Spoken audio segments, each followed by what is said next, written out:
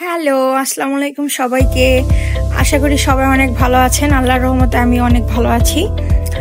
আমি আগে সান্তাহার খুব একটা পছন্দ করতাম না। বিয়ের আগে আমার নওগাঁয় সবকিছু ছিল, কিন্তু যখন সান্তাহারে বিয়ে করলাম তখন এখন মনে হয় সান্তাহারে সবকিছু। হ্যাঁ, মানে হু বলতে ঠু বলতে চল সান্তাহার, এরকম একটা ব্যাপার স্যাপার।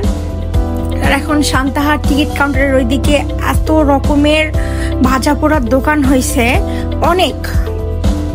এখন আমরা যখনই যাই তখনই আমার মনে হয় একটু না একটু কিছু একটা খেয়ে আসি।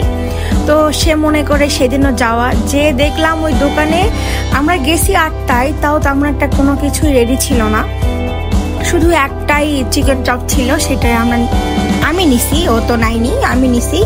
আর আমার ক্যামেরাম্যান খুবই খুবই খুবই বাজে, আমার ওটা পার্সোনাল ক্যামেরাম্যান। তো উনি এখন আমি বলতেছিলাম আমার গরম লাগতেছে, একটু দাঁড়াও, ও সহ্য হচ্ছে না, মানে আমি খাওয়া হয়ে গেলে উনি একটা নেবেন, ওই জন্য আর কি। ওই জন্য আমি গরমই খাচ্ছি আর হু হু